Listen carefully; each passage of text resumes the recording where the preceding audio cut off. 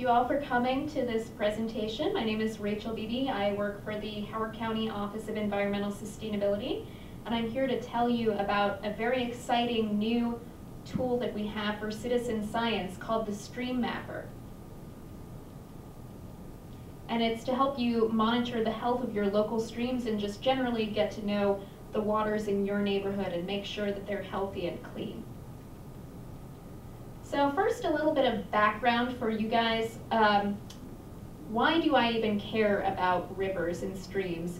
Some of my best memories come from growing up on this picture that you see here. It's actually a picture of the Nehalem River in rural Western Oregon. Me and my friends would go to this river and we'd play in it, we'd wade, we'd pretend the crawdads were pinching our toes, we got to watch the salmon swimming up it in the fall, and we picked blackberries on it. We learned a lot about the history of my town from this river. Just generally it gave us a lot of enjoyment and context for the town. Just gained a lot of experiences on this river. Unfortunately, the summer after I moved to Maryland, this river flooded and destroyed much of the town and a lot of businesses that were located in this area. So through the Stream Mapper, we would like to highlight the signs that your river or your stream may not be doing well, as this river was not necessarily responding well to development around it. I found afterwards, when I was doing some of the research for this app, that a lot of this town was actually constructed within the floodplain. And so human activity was particularly impacting this stream and not necessarily in ways that we would like. So the Stream Mapper is an effort to help you keep track of the signs that your stream or river is not responding well to development around it so that something like this doesn't happen in Columbia or Howard County. So why should you care about the Stream Mapper? Hopefully you've had similar experiences with swimmable, wadable, fishable streams and rivers, just like I have, and you can sort of identify those really valuable experiences that you would like to preserve for your children and for your grandchildren. The Stream Mapper is an effort to help us preserve our water. So hopefully we can establish a baseline through the Stream Mapper. We can identify how our rivers are responding to human changes in the land around streams and rivers. And unfortunately, we don't necessarily have enough staff and employees to respond to all of the miles of streams and rivers in Howard County. We actually have over 757 miles.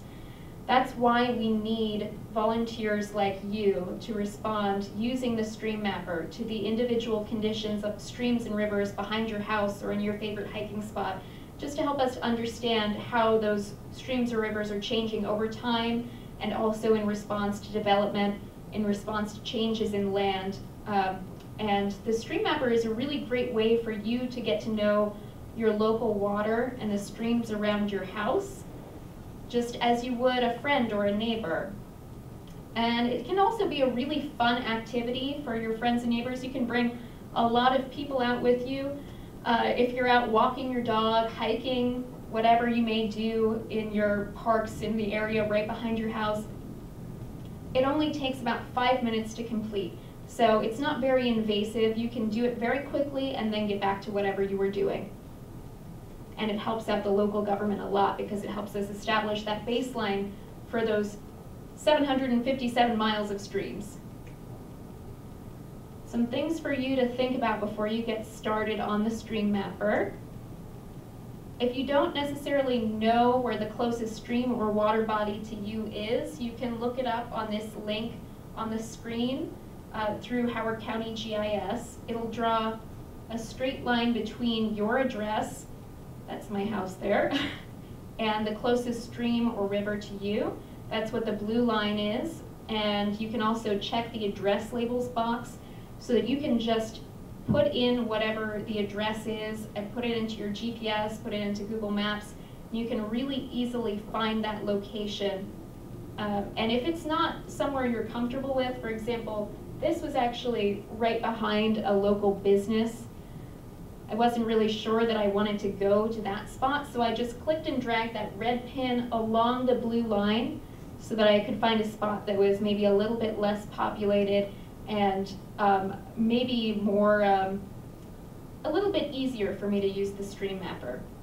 So if you're not comfortable with using the first location that you use, that you can find with the stream mapper, with this data tool for Howard County, you can just click and drag along this line.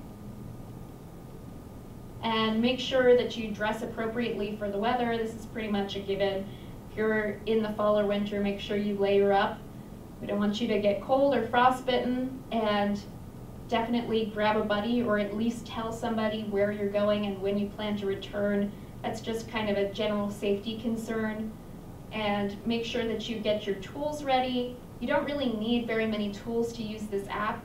We kind of tried to make it as much accessible to everybody as we could so that you didn't need very many tools to use it. Just bring your iPhone or your smartphone with you, and if you have a tape measure, that would be very useful for some of the sections of this app.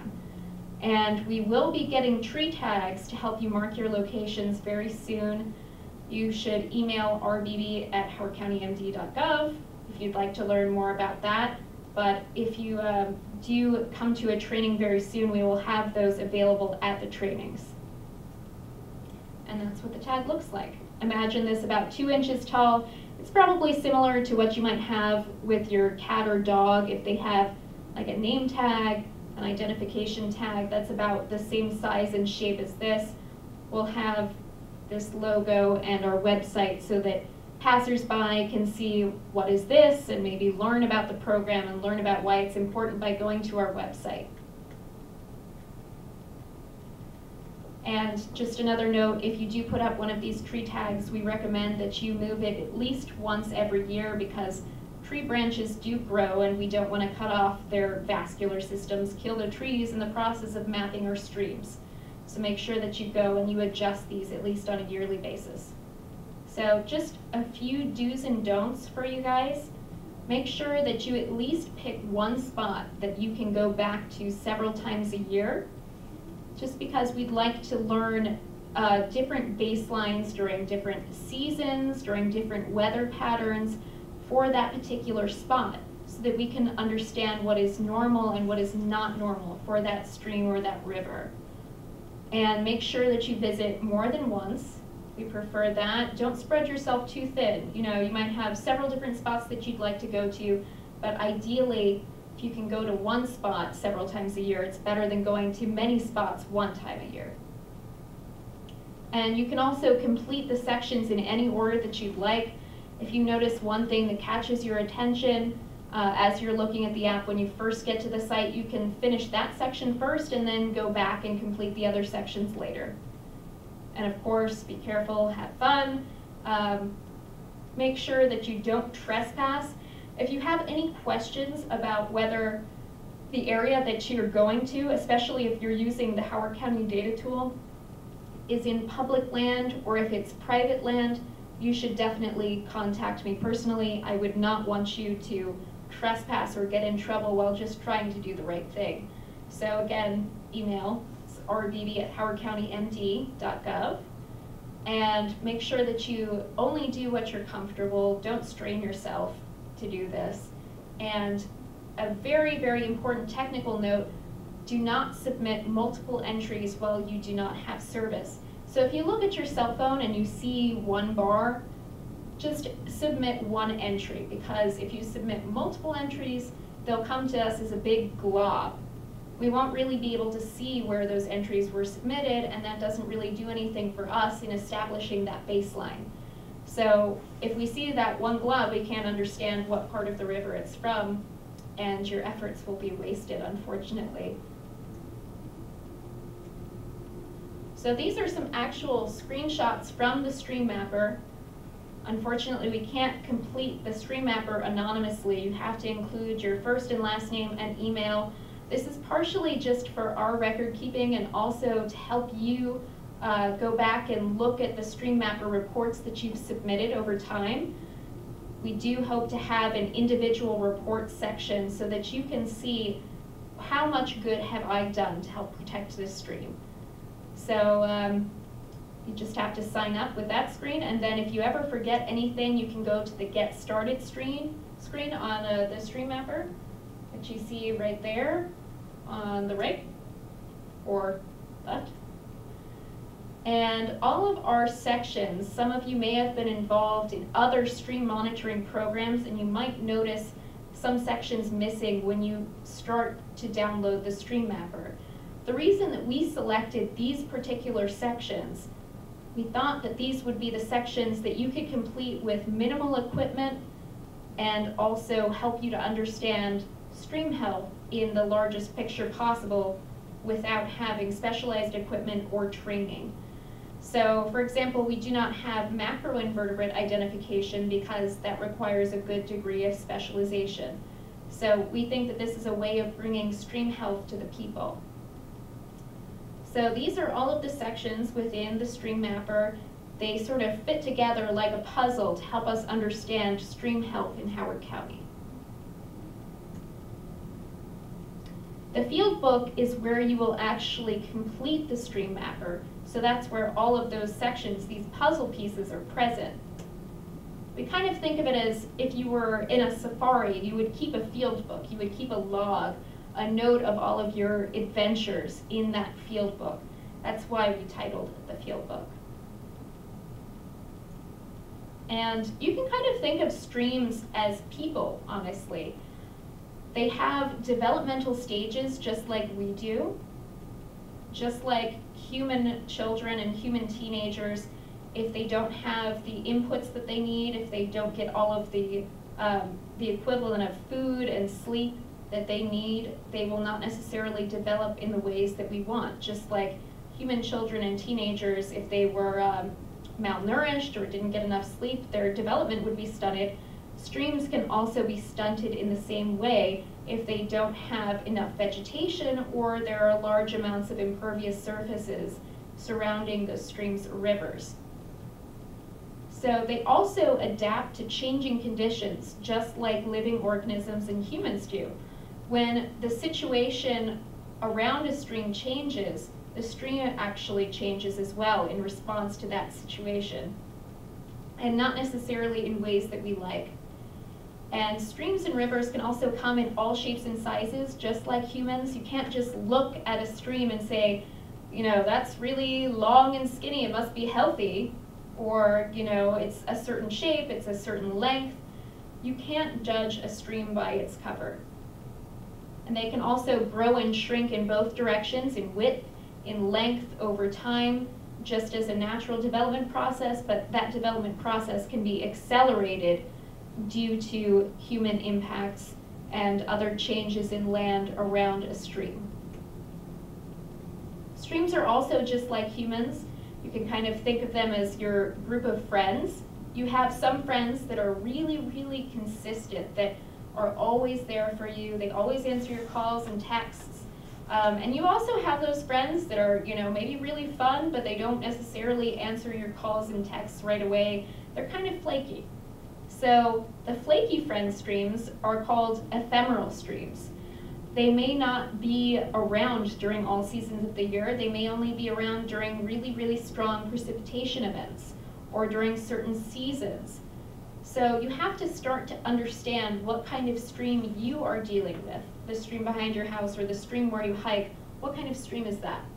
And if you notice that it's changed from its normal behavior, that's when we have to start to be concerned. So starting to get into some of the sections of the Stream Mapper, streamside plants and bank cover. Generally, bare banks are bad. We do not like bare banks. Bare banks mean erosion. So think about a rainstorm and just bare banks or dirt, exposed dirt. That's going to erode into a stream and generally cause pollution and cover up habitat in that stream or river. So a change in land use around a stream can change the vegetation around a stream. For example, if we had more urbanization around a stream, that could increase the velocity of runoff and also flood vegetation around a stream and further cause sedimentation in a stream and cause habitat degradation in that stream. It can also change the temperature of runoff coming into a stream or river, which can be detrimental to certain species that are very sensitive to temperature changes, such as our local trout. So if our temperatures peak due to urbanization, due to increased temperatures from increased impervious surfaces in our area, that could actually kill our native trout. Another section that's, I consider this a stream triage section, a very, very important section for you to complete in the stream mapper blockages. So these can be either natural or man-made. Blockages are generally things that are impeding the flow of a stream from upstream to downstream. They can either be made by a stream inhabitant, they can be intentional, they can be unintentional. If you see a beaver dam, you wouldn't necessarily need to report that in the stream mapper because the jury's kind of out on whether beavers are good or bad for ecosystems and may cause flooding. But if you do see something that is clearly not supposed to be in a stream, like a giant couch or a pile of tires that's keeping water from flowing upstream to downstream, definitely report that in the blockages section, because in a strong rain event, that could actually cause flooding and really damage your neighborhood or damage the neighbors and businesses in that area. Some of you might be experts in invasive plants. We are not actually looking for exact identifications of invasive plants in this section of the stream mapper. Really, for our intents and purposes, it's something that's taking over an entire area of a stream. So you might see some of these, for example, lesser celandine or the Japanese knotweed in your stream, but if you see something that's generally taking over resources, taking over an entire area, whether it's a shrub, a tree, a grass, we'd like you to report it in the stream mapper. If you do know the technical name, you can also report that and put it in the notes section of the stream mapper so that we know exactly what we're dealing with. But we tried to make this more accessible to the public because in general, we would like to know if there's something that's monopolizing all of the resources at a stream and keeping other plants out. Invasive plants can come in all shapes and sizes. As you explore the app, you'll notice that these can either be grasses, shrubs, or plants. And there are some that are particularly more dangerous. These are sort of our most wanted list for invasive species. As you'll notice, they're all thistles. We have the bowl thistle, the Canada thistle, the nodding plumeless thistle. These are invasive species that have real potential to impact not only just one ecosystem, but spread over a vast area. So if you see any of these species, please report to this number that you see on the screen. That's actually with the Maryland Department of Natural Resources, and they're obligated to respond to your report by law. Another section is sedimentation. This is intimately tied to erosion. As you can see, there's a big pile of dirt in the middle of this stream. It's coming from erosion on this bank. And this sedimentation, you might think, oh, it's just a pile of dirt.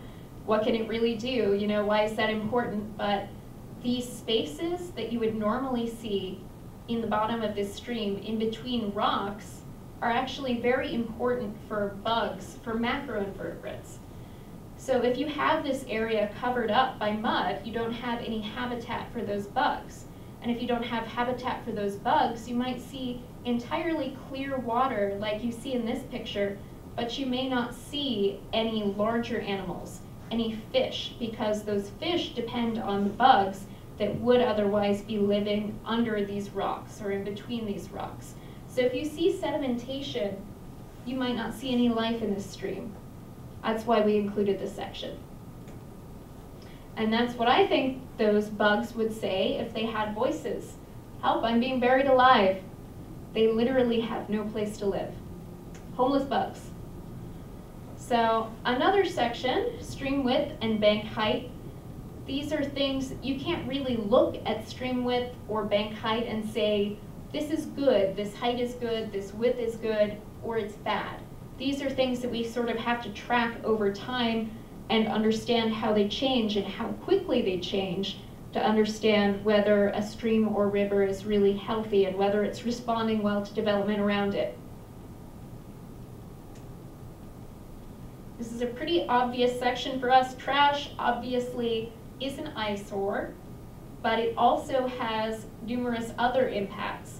It can leach toxins into the local aquatic environment. It can kill fish and bugs from those toxins.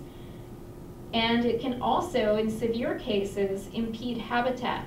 So if we have a big pile of trash, for example, that might keep a migratory species from moving upstream to downstream, might hurt our local animals. And we have light and heavy trash sections. That example with that one Sprite bottle, that would be a light trash example. But if you find something big or a big pile of things, we'd say that's heavy trash, just like that traffic cone in the other picture.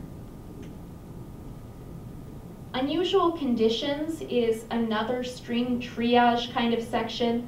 This is an indicator that something very seriously wrong is happening in this stream. So this is a picture of an illicit discharge from a construction company, this milky water picture. If you see something that you do not think should happen in a stream, or you smell something, your nose and your eyes can lead you straight to polluters. You can help us protect local water from those polluters, from people who are offending our local waters. So I've listed some of the most common on this slide. You might smell sewage, rotten eggs, a fishy smell. You could see any of these things under the sites section. And if you do, make sure to report them in the stream section in the unusual conditions and write about them further in the notes section. Take pictures of them so that we can know how to report them appropriately within the county and have them handled so that your local water is protected. This is another really important section, exposed utilities. So this is an exposed pipe. It's pretty obviously an example of some streamside erosion. Clearly this pipe was not supposed to be eroded or exposed, and say you were hiking or running along this path, you might not see this and you could trip. It's definitely a human health hazard, but it can also indicate that our streams and rivers are not responding well to the land use changes around them and are eroding a bit. So if you see any exposed manholes or exposed pipes, make sure to report them in this section and also take pictures and write about them in the notes section. And finally, this is what your report will look like when you're finished with the stream mapper. It'll show you all the sections you've completed. It'll also ask you to complete the add location section, which is very important, especially if you're in a very wooded area, because your phone GPS might not pick up exactly where you are. It'll show up if you click on the add location section, kind of like a Google map, and you can click and drag the pin just to make sure that you're in about the right spot. So I'd appreciate it if you could go through that add location section just to make sure that your location is accurate. If we need to respond to something, it's good to know where we should send people. And then finally, you're going to be submitting your report. That's an example of what the little button's going to look like when you add your location. And finally, thank you for listening to this presentation and trying to protect your local water. We really appreciate it and know that your choices are going to make a difference in Howard County.